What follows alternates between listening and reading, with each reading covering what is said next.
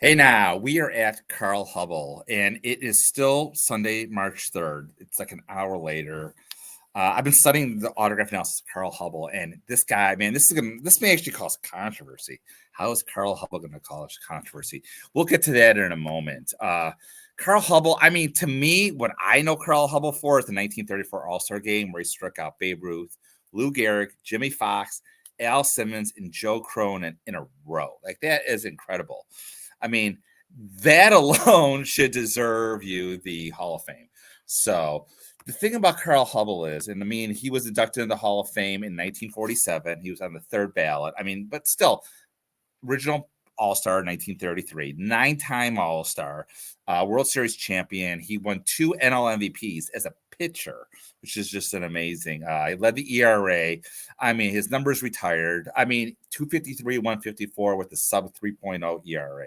The man's a Hall of Famer, no question about that. So, but his autograph, man, I mean, his autograph is tough. I mean, it's really, really tough. And we're going to get to that in a moment because his autograph went through 4 very distinct styles. And the fourth one, man, women, whoever, it's just, it makes it tough. So we're going to spend a lot of time on Carl Hubbell, just going through, trying to educate you, and maybe hopefully you will get a little bit better understanding. And again, I may be wrong here. Let me make that very clear. I don't want to say for sure yes or no on any of these really because I'm not there. I didn't see who signed what. But anyways, let's sit back. Let's relax. Let's take a nice long look at Carl Hubbell's autograph. So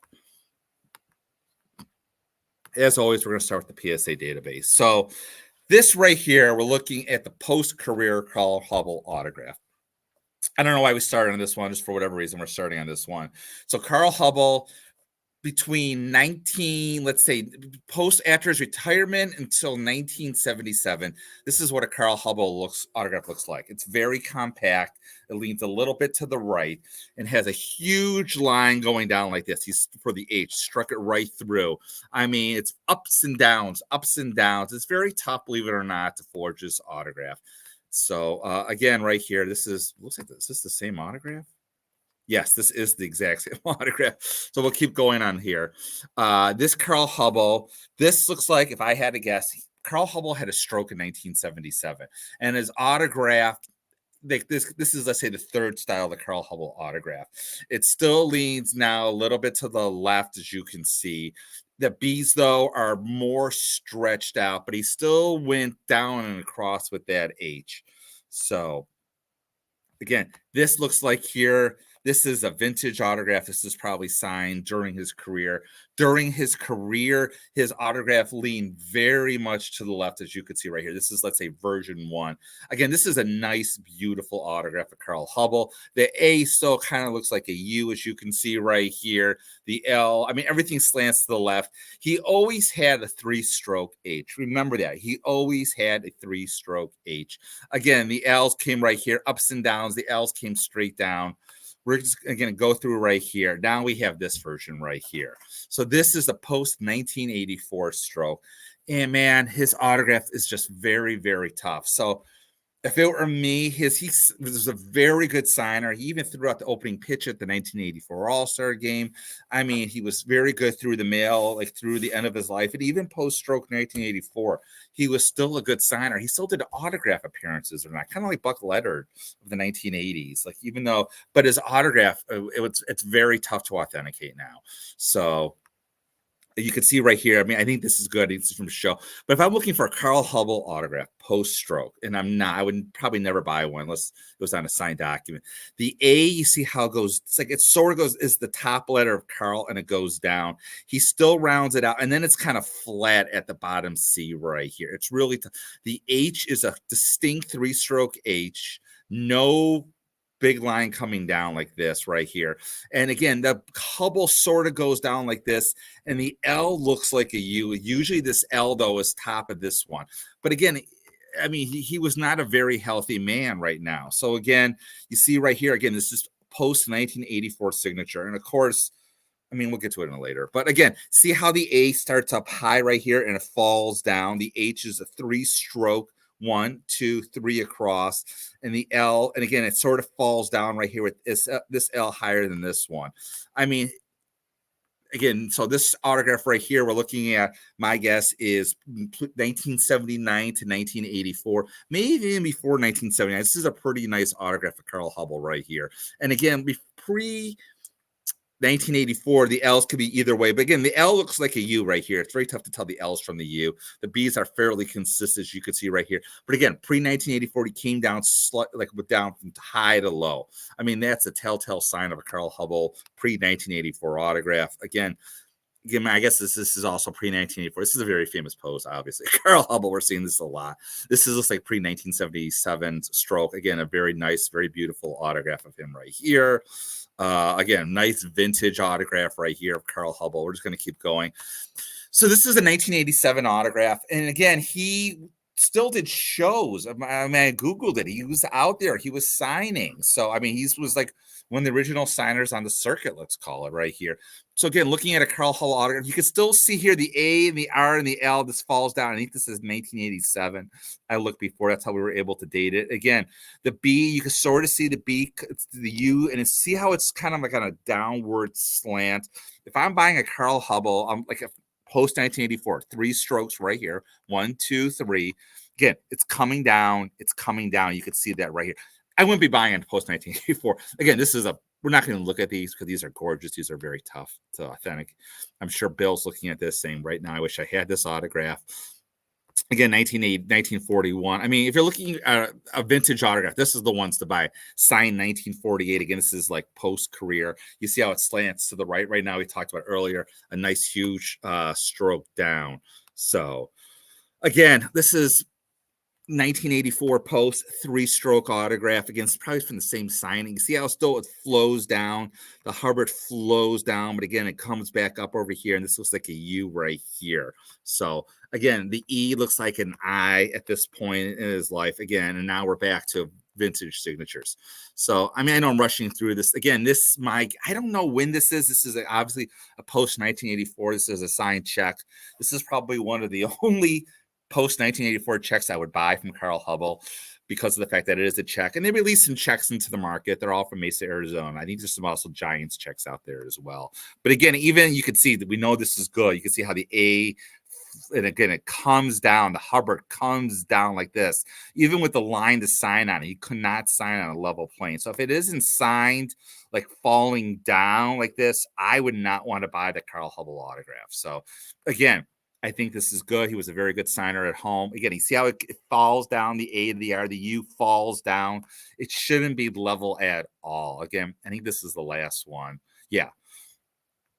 So, okay, now let's venture into the Wild West of Carl Hubbell. Now, of course, I love Outer Safe. I think they do an amazing job. Let me just get that out of the way first here. I'm not trying to get banned from Outer Safe, and I don't know what's going to happen after this, but I'm just going to tell you my concern. So, of course, almost all the autographs are posted on Outer Safe are, to me, and again, this is just my personal opinion. I'm not saying I'm right. I'm not saying I'm wrong. I'm just showing what concerns me with these Carl Hubbell autographs. So again, of course, everyone's asking for opinions on the 1984, post-1984 autographs. And this is what just concerns me with the Carl Hubbell post-84. It's just, it's the Wild West. There's no way to tell if something's really good or not. I would feel very uncomfortable authenticating. Like this right here, I just personally, I mean, see how the A and the R are level? It kind of falls down, but not really. This would be, I don't know. I would not feel comfortable saying, oh, 100% this is safe. I don't know what would happen. Again, this one at least falls down a little. But again, this is all over the place. Again, yeah, the U's good. And like Ron says, like almost all these post-stroke single-sign baseballs are fake. And I mean, if you own a bad baseball like this, it's like, what do you have to lose at this point? You know, so let's just try and fake it, maybe. Again, like this, I like, you see how it falls down, and then U falls down, the B's lower than this. This is what you want to see. Again, this falls down. I mean, maybe it's good, maybe it's not good. I don't know. I really don't know. I wouldn't feel comfortable authenticating this. So, I mean, I don't like this ball personally. And again, because see how level it is, see how straight this B is. And again, it looks like almost the Hall of Fame 1947 is in a different paint color than this right here. So, I mean, I just don't feel comfortable. I would not feel comfortable authenticating. This ball is just too neat for me. I don't know what you think, but again, we're going to the Wild West right here. This one, again, if the A falls down, at least right here, see how it's down, I would feel more comfortable with this one. Again, these are all over the place. I don't know if these are safe or out. I'm not going to even look. You can look if you want. So it's just, you can go right. Like this, I feel better. This is like a pre-79 to 84 signature. This is the kind of autograph I would be buying. That's either Justin Verlander. I mean, I don't want to keep attacking. It's just like, again, it's all over the place, these, but I don't like the A and the R being on the same level. It goes up. Usually the post-stroke signature fell down with the Hubbell. At least it's 3 strokes. I mean, you get the problem I have. I mean, this is a check from 1979. So this is between the first stroke and the second stroke. Sadly, he died of a third stroke while driving a car. So, but again, right here, even then, he wasn't siding level at this point. See how, again, it's falling down right here to the car. I mean, usually the R and the L connects. If this weren't a check from his home, it'd be a little concerning. But like, again, he's between 79 and 84. He still had that nice stroke. But I say stroke, not medical. It's a stroke going down. But again, you see how the autograph's falling down right here. It's like not level. It's like sorted down. So again, just because the strength is he couldn't keep the pen level because of the stroke. So I get that. So, I mean, moving to eBay again, eBay's like, this one's beautiful. I mean, this is pre-stroke. I mean, I would drop $83 on that if I'm looking to buy a black postcard. I think that's gorgeous. But again, right here, like you can see right here, I think these are good. I think this is post 1984. And you see how the autograph is falling down. These are just random and they're not expensive because he was a very good signer. So I wouldn't be afraid buying, excuse me, like even right here, again, this is, you see how the A's falling? Let me blow it up a little more. See how the A's falling down, the L's falling down. It's not as bad on flats. But again, let's look at some baseballs. I mean, this is just like what concerns me. And again, I'm not knocking the sellers. I mean, this seller is an excellent seller. But again, let's look at this baseball right here. This is what concerns me. It's not falling down, and it's a 2-stroke H. You see that? And again, yes, does it have a PSA? It has an old PSA database, a really old one. I've never, ever seen a 2-stroke H of Carl Hubbell, except right here. And the fact that he doesn't come straight down, this is supposedly signed after 1984. So again, I would not feel comfortable buying this ball. I'm sorry. I'm not trying to attack the seller. I mean, you see how usually the Hall of Fames, he would like, they're all single strokes. You see how this comes down and up or it goes over, down and up. He just didn't sign like that. You look at that compared. I mean, again, this right here, he's went up then down. This goes up like this. It should be falling down. Does it has a JSA on it? It looks like who knows? You know what I'm saying? I'm just like, don't trust the TPA on this. I'm not a fan. Personally, I'm not a fan. If I were authenticating this, I would have a hard time authenticating autographs like these. It should be coming down, not coming up like this. So again, these are just others I picked out. We already looked at this one. I want to get rid of this one. Again, this one right here. I mean, you see right here, again, same seller. I think this one, again, it goes up, it goes straight across. So just be careful out there with Carl Hubbell. I don't want to say it's fake. Yes, it's got a PSA DNA on it, but it's just not what it's kind of neat. It's better than the other one, but I mean, maybe it's good. I don't know. Again, right here. So like this one is again, 1984 post stroke. And again, it has Travis Jackson on it. So like, again, Terrius is probably signed at a Hall of Fame ceremony.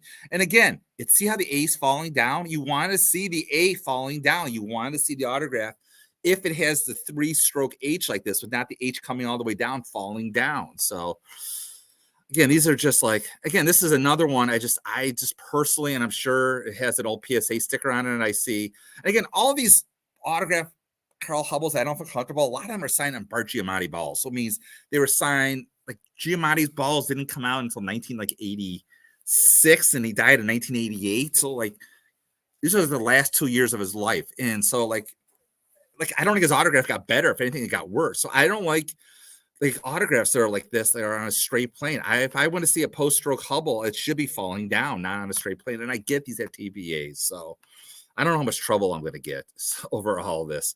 And again, here's another one. It's just like, see how it's almost on a nice plane. We talked about this different pen. So, God, 15 minutes on Carl Hubbell. So will I get banned from Outer Safe? I don't know. I love them. I think they do an amazing job. I would support them every single time. But it's just like, Carl Hubbell is such a delicate signature, like post, like I would never buy a post 1984 Carl Hubbell unless just like it was on a check. You know what I'm saying? He was such a great signer throughout his life, like especially on a baseball, just avoid, because just like you just don't know. Let's just a picture of him signing the ball. So that's gonna be it for tonight. We're gonna move from Carl Hubbell to Miller Huggins, a tough signature. Died very young. So have a great night. As always, keep collecting.